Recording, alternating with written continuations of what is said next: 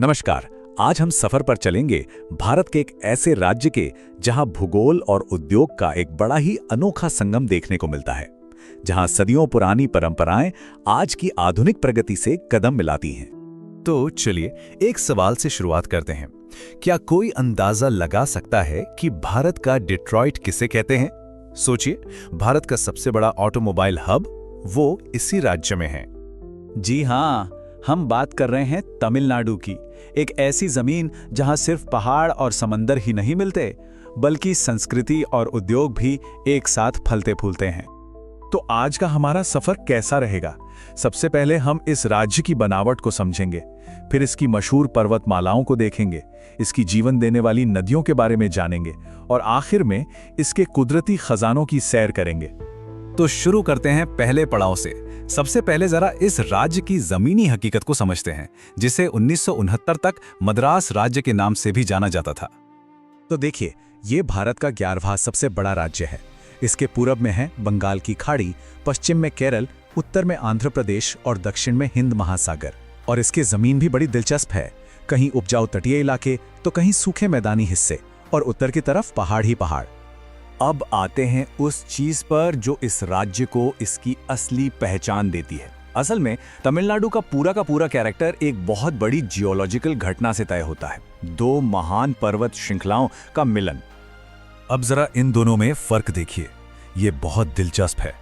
एक तरफ है पश्चिमी घाट, जो काफी ऊंचे हैं, घने जंगलों से भरे हैं, और यही वो पहाड़ हैं जो दक्षिण पश्चिम मानसून को रोकते हैं, जिससे यहाँ के मौसम पर सीधा असर पड़ता है। और दूसरी तरफ है पूर्वी घाट, ये उतने ऊंचे नहीं हैं और इनके जंगल भी टुकड़ों में बटे हुए हैं। और हाँ, यहाँ वनों की कटाई का असर भी साफ दिखता है। इन्हीं दो विशाल पर्वत श्रृंखलाओं में नीलगिरी, अनामलाई जैसी कई मशहूर पहाड़ियां आती हैं, और इन्हीं के बीच से गुजरता है पाल घाट दर्रा, जो एक बहुत ही जरूरी कुदरती रास्ता है। यही वो रास्ता है जो तमिलनाडु को सीधे केरल से जोड़ता है। अच्छा, पहाड़ों की बात हो गई, तो अब जाहिर है उनसे निकलने वाली नदियों की बात भी होगी। ये नदियां ही तो हैं जो इस राज्य की लाइफलाइन है। खेती से लेके इंडस्ट्री तक सब कुछ इन्हीं पर निर्भर है। अब यहाँ एक मजेदार बात है, राज्य की जो 3 सबसे बड़ी नदियां हैं, कावेरी, दक्षिण पेन्नार और पालार, ये तीनों ही दूसरे राज्यों से निकलकर यहाँ आती हैं।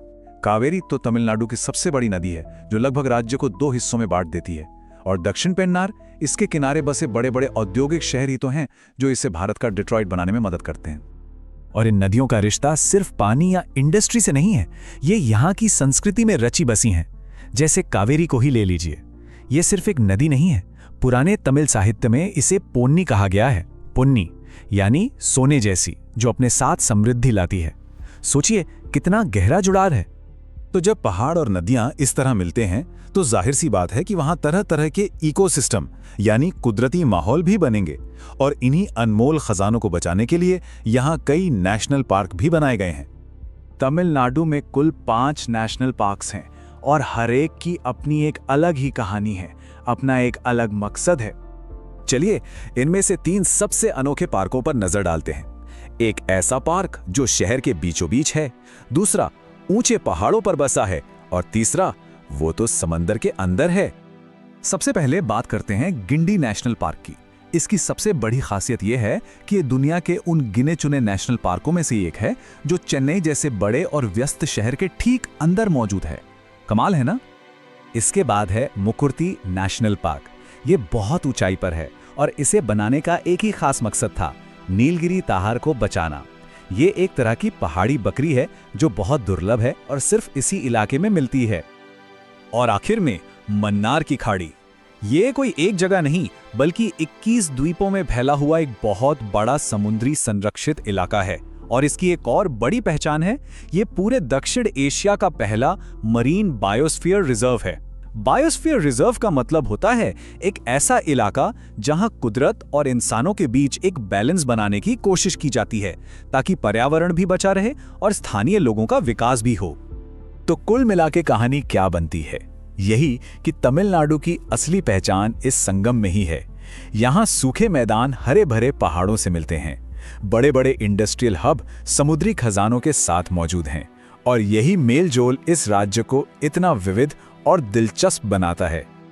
और ये सब हमें एक बहुत बड़े और ज़रूरी सवाल पर लाकर छोड़ देता है कि एक ऐसी ज़मीन पर जहाँ इतनी अलग अलग दुनियाएं एक साथ रहती हैं, वहाँ विकास और पर्यावरण के बीच संतुलन बनाना कितना मुश्किल और कितना ज़्यादा ज़रूरी हो जाता है ना?